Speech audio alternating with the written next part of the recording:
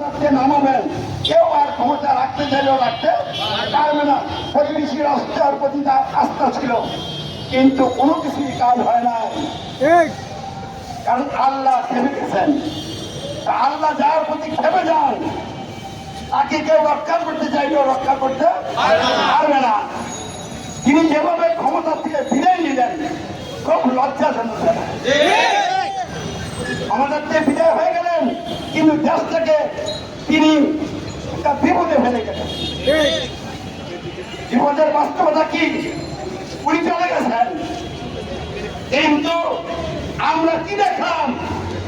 গণভবন, সংসদ ভবন এবং বিভিন্ন থানা ভাঙচুর হয়ে গেল, পুলিশরা নিরাপত্তাহীনতায় ভুগলো, অসহায়ের মতো তারা বাঁচা কাকুতি করলো,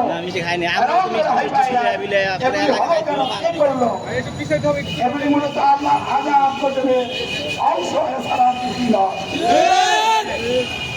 আমি ওই বন্ধুদের উপরে কোনো অভিযোগ দিচ্ছি না। আপনারা আপনাদের একটা সুস্পষ্ট পরিকল্পনা রাখা দরকার ছিল। যেভাবে বিপ্লবটা আপনারা সংগঠিত করছেন, বিপ্লবের পরবর্তী অবস্থাকে টেকা দেওয়ার জন্য জায়গায় জায়গায় আগে আপনাদের কমিটি গঠন করার দরকার ছিল।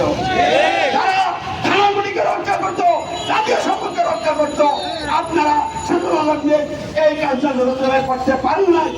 এটা আসলে আপনাদেরকে দূর দিয়ে লাভ নাই। আমাদের সকলের দায়িত্ব ছিল এই কাজটা করা, কিন্তু রাজনৈতিক দলগুলি যারা দীর্ঘদিন করে রাজনীতি করতে আসছেন, আবার আগামী দিনে ক্ষমতা যাওয়ার স্বপ্ন দেখছেন, আপনাদের নেতা কর্মীরা কেন এগুলিকে প্রোটেকশন দিল না? আপনারা তো ব্যর্থ, আপনাদের রাজনীতি করার কোনো অধিকার না। আপনারা ভালো মানুষ হয়ে যান, দেশের সম্পদ, জাতির সম্পদকে রক্ষা করার জন্য দায়িত্ব পালন করতে পারেন না, আবার রাজনীতি মাঠে এসে বড় বড় কথা বলেন। এইসব কথা আর আমরা শুনতে চাই না।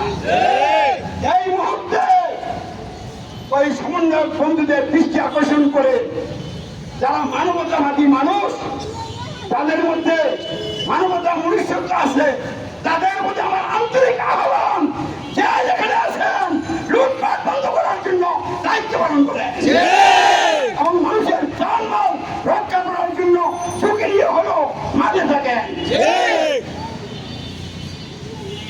বন্ধুরা আমার, আল্লাহর কাছে জবাবদিহি করতে হবে। আমি আল্লাহর কাছে জবাবদিহি চেতনা নিয়ে এখানে আসি। আমি এই দেশটাকে আল্লাহর বিধান দিয়ে করতে চাই, আল্লাহর আইন দিয়ে করতে চাই।